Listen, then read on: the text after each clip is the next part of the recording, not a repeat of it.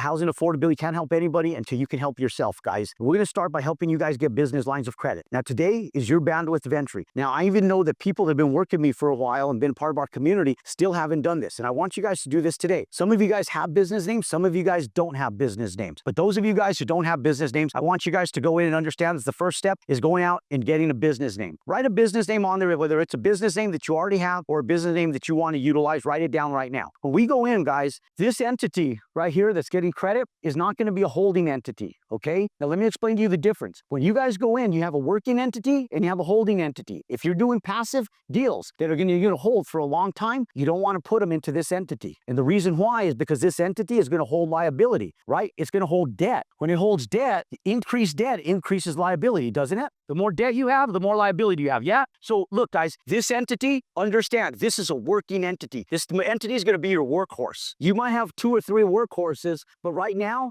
you need one entity that's your workhorse. This entity that you're building business credit with is not an entity that you're going to go put an apartment complex into. You could build the apartment complex under this entity, but you don't want to hold that apartment complex under this entity because this entity holds too much liability. This entity can lend money to the entity to be able to afford capital expenses. The entity that holds the revenue of that apartment complex just has to pay this entity back. And all it is we're just transferring capital from intercompany capital. Okay. Now, I'm not going to get into the accounting logistics of it right now. Just know that you'll want to consult with your accountant to be able to do the transfer of the capital. All I want you guys to understand is this entity is going to give you leverage to be able to expand. This is your workhorse entity. This is not one that you're going to put a bunch of stuff into. So if you're building houses, build them under this entity.